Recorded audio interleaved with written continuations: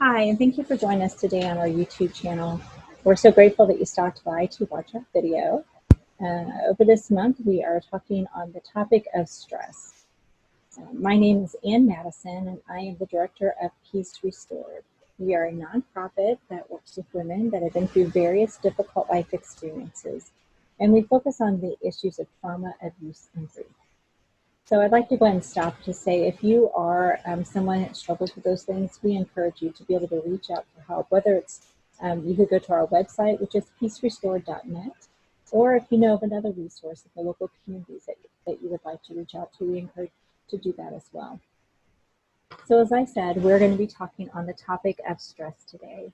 Stress is a topic that many of us can relate to, especially in our current climate, or we are experiencing this pandemic right now, and it's not something that any of us had expected to go through, and it has caused a lot of outside stress. But even when we aren't in this type of environment, there is a lot of stress going on. It's a daily occurrence for most of us. So today, Noelle is joining us as she is a counselor with us at Peace Restored, and we're so grateful to have her with us on our staff, but also to be able to share with us on this topic. She's going to be speaking today with us from a mental health standpoint. So Noelle, thank you for joining us, and if you'd like to say a little bit about yourself, please do so. All right. Well, Anne, I'd love to have this talk, how we can go from stress to blessed. Because like you said earlier, we all have stress, and unfortunately we can't avoid it and we can't eliminate it, but we can control it and how we respond. So I know in your prior video you defined stress, but I'd like to define it from a mental health point of view. Please. You had said for me to introduce myself a little bit. I'm in my last stages of getting my master's in social work, so I'm knee deep in the mental health aspects, and stress is one of the things that I identify with, and I work a lot with clients. So from a mental health point of view, stress is the body's emotional and physical and chemical reaction to certain circumstances. It's experienced when we perceive something that exceeds our ability to respond to it. It's personal. It affects us all a little different. But the important thing is God made us ready to equip. We're equipped to deal with stress, and we all have our unique mix of values and vulnerabilities and life experiences and social supports to respond in a healthy way. So let's talk about the type of stressors out there.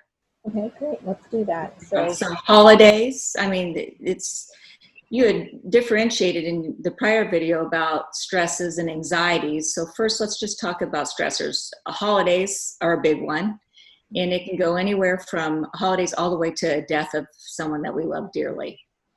And stress is not a bad thing. It helps us grow and adapt. But neglected stress, which I call distress, or people call anxiety, is what impacts us, and it impacts us physically, emotionally, spiritually. And it's something that's prevalent. I think statistics says at least a third of adults say that stress has a strong impact on their physical and mental health. Yeah, stress is something, like you mentioned, that none of us can get away with. I don't think there's one day that most of us wake up and we go, oh, today was a non-stress day. It might be less stress, but I like how you put that stress not addressed is distress, or stress has gone too far. And so, yeah, so when we don't deal with our stress or respond to it well, it can have negative effects on us. But when we respond to our stress in a positive way, it can move us towards growth, can it? Yeah, absolutely. I like to talk a lot about mindsets with my clients. A mindset is our perception of our reality. I use the glass as half full or half empty analogy, and there's a lot of truth to how we respond to how we approach life. For example, you have a natural ability to speak in front of people. Me, not so much, but I approach it that I'm going to, hopefully do my best. But some people think that the world's a dangerous place, and they look for, they're hypervigilant in where they look, and that's a lot of stress. But the good thing is God equipped us for us to handle it. And I think you mentioned this before. It's with our thoughts and how we look at things, and that affects our feelings, and that ultimately affects how we respond. Absolutely. So when we think of stress, often stress is indicated within our own bodies and by responses that our bodies are making. It's not just all of a sudden there's a stressful event. Our bodies will tell us how stress impacts us or that stress is building up within us. So what are some of those signs or responses that our body gives us? Well, in my world, we call that somatization. And it's a fancy word for physical symptoms that are caused by emotional distress or anxiety. A fast heart rate, stomach problems, headaches. But if it's neglected over a prolonged period of time, it can act as like it's take war on our body. There's a great book by Bessel van der Kolk, The Body Keeps the Score. And he actually has shown that prolonged or neglected stress or anxiety can cause physiological changes to our body that can predispose us to things like diabetes, heart disease, and even cancer. So those, stress can, if we don't deal with it, affect us physically. I'm reminded as you're talking about how stress affects the body of that study that was done a couple of decades ago, the ACE study, the adverse childhood experiences, how they were able to go back and look at how these experiences, or as we're talking about them today, how stress impacted them and caused all these physiological and sometimes emotional responses that they had to walk through sometimes for decades before they knew how to respond differently to them. So it definitely does have an effect, not just on us from an emotional standpoint, but from us as a whole, holistic kind of being. Yeah. And you mentioned just how we respond to stress. And I like to challenge people to look at a threat or a stress as a challenge and not a threat. Yes. And when we can do that, and we have tools to help us do that, and we'll get into that next, but stress can start to serve as a catalyst for resilience and developing strength and wisdom. It sounds simple, but there are proven ways for us to discern the sources of stress and help us understand how they affect our emotional and physical and spiritual health. And by having those tools, then we can reduce the negative impact and grow from those experiences. Well, what are some good ways for us to start to recognize or be able to identify the stress around us and to be able to recognize how that stress is impacting us? Okay, well, there's a handful of tools to help us process and help desensitize, the word I like to use. A lot of times I like to talk about just what stress does to us.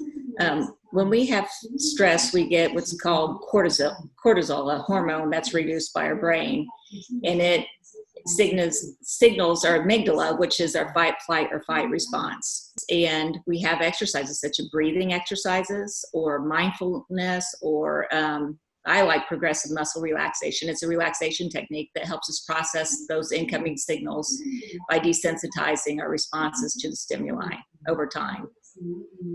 So let's talk about breathing first. So one technique is called 4-square breathing. It's used to slow down our breathing and help decrease situational anxiety. So it's a sequence that we start by exhaling for 4 counts out of our mouth, and then we inhale through our nose for 4 counts. We hold that for 4 counts, and then we exhale again. And that is just a way for us to calm down our breathing, which calms down our heart rate and calms down the anxiety response, so we can get control over the situation that we're dealing with at the time. And that's a great practical tool that anybody can be able to utilize when that stress or anxiety is building within them. Because we have to, it's important for us to recognize that stress, like you mentioned before, is a positive thing, that all stressors are not things that are not events or things that will lead us to this greater type of anxiety. That just because we have the stress of maybe you have some bills that you need to pay or that are due, that doesn't necessarily make it an anxiety invoked experience, but it is a stressor. But if we sit there and ruminate on that or focus on that, or our thoughts get carried away, then that anxiousness can come in. And that's where those tools that you're talking about would be really beneficial, where we can use that technique you were talking about with the breathing to be able to bring us back and kind of ground us to where we are presently. Mm-hmm. Well, and you say presently, that's another technique that we use. It's called mindfulness. Mm-hmm. And it's more than a relaxation technique. It's a form of mental training that helps us just be in the present moment. Mm-hmm. The Bible talks a lot about worrying and looking in the past, and there's value of just being present and not having judgment. So there's a lot of techniques. One simple one that I do, like if someone is having a lot of anxiety right there with me in the office, we do what's called the 5, 4, 3, 2, 1. Mm-hmm. And it's just being present. 5 things that you see, 4 things, naming 4 things that you can touch, 3 things that you can hear, 2 things that you can smell, and 1 thing that you can taste. And like you said, that reduces the worry and the rumination that we have at the time that is creating that increased angst or anxiety or distress. Yeah. Go ahead. Sorry. No, it's fine. I was just going to reiterate what you were saying, that those are really great skills to be able to utilize, whether it is using that 5, 4, 3, 2, 1 technique or breathing, mindfulness, whatever you're doing to help bring that stress down. Lesson, it is hugely important, because we don't want that stress or that stressor to become an anxiety or even a panic attack type moment. So making sure we can control that, if you will, in a positive way, that way stress can be used as a tool and mm-hmm. something to help us for growth instead of for stuntiness. Yeah. And you use the word tool. I mean, these are tools, and they, over time, we gain control. And there's no one better that can help us but ourselves on this, and God, of having control over our situations. And so these are just tools to pull out of our toolbox to use when we have that self-awareness of, okay, you know what, my heart's racing. Mm-hmm. What's bothering me at this point in time? And let's do some breathing. Let's calm it down. One of my favorites is progressive muscle relaxation. Mm-hmm. And I can't think of his name, but the developer of it said that a anxious mind cannot be in a calm body. So basically the premise is getting your muscles to relax, which will relax your mind. So you remember the hormone cortisol is associated with, is released, and we get the heart rate and the blood pressure, our pupils dilate, our muscles tense, our breathing increases, and then we get anxiety, all that tension, and it kind of perpetuates itself, for lack of better words. And progressive muscle relaxation, what you do is you start from the top of your body with all your muscles, and you tense, and then you relax. And you're giving your body the chance to have your feelings follow the relaxation, to really understand the anxiety. So it's something that I've used all my life, and it really does help calm down the body. That's a really good technique as well.